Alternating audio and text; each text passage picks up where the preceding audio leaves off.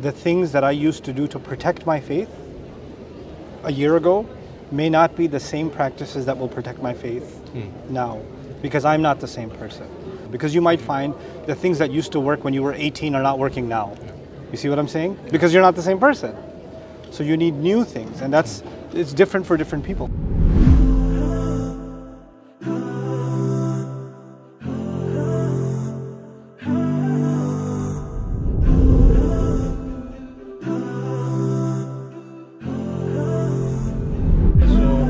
This question that I had was that the closer you get to religion and the closer you get to Allah, you get more wisdom, and they get worse and worse. So what would be your advice for that? How do you deal with that? And the second one is, how do you guide your parents? Because they're your elders and you don't have a lot of influence over them, but they have a lot of influence over you. So if you, for example, criticize them or you tell them, hey, you should be praying more, or you should be reading the Quran more, they can go around and tell you, you're going to tell me? I'm your father, I've been doing this for, as long as I remember. Yeah, you're right. So how do you do that? So on the first question about as you get closer to Allah, you get more whispers and you're more tempted and you're more distracted and shaitan attacks you more. Just my understanding of this, Allahu Alam, is that we go through different phases in our life and we change as people. So I'm not actually the same person I was last year. I'm a different person. And the things that I used to do to protect my faith a year ago may not be the same practices that will protect my faith now, because I'm not the same person. So a strong sense of self-awareness, it'll make me realize what strategies are going to be more effective now, because you might find the things that used to work when you were 18 are not working now. You see what I'm saying? Because you're not the same person. So you need new things, and it's different for different people. For some people, fasting really helps. For some people, good company really helps. For some people, contemplation really helps. For some people, isolation really helps. There's no one answer for this, but I think it stems from a heightened self-awareness.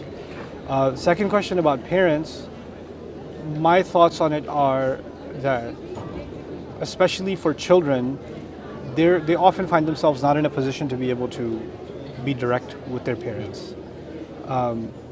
I think there's a time and place to be direct with parents also, but every indirect avenue should be exhausted continuously. And for a long time I decided that I will never talk about Islam to my mother or my father, ever. I was giving lectures all over the world. I never said a word about it at home. And they differed with me on practically everything having to do with Islam.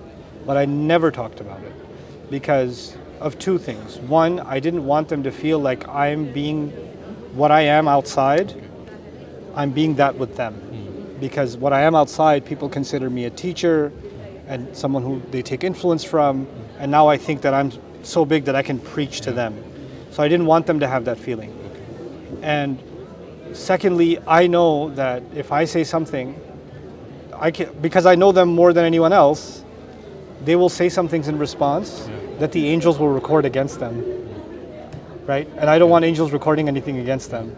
So I remained silent on many issues, but maintained a long-term strategy, right? Breaking the ice, not letting Islam be the source of conflict in the family, not allowing religious debate.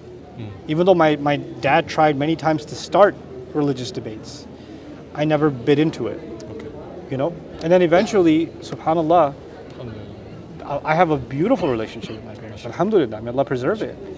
And my mom and dad both actually listen to my durus, which is, that's a miracle. Because we're all Pakistani. Our parents listening to us, that's weird. That's not normal. Alhamdulillah.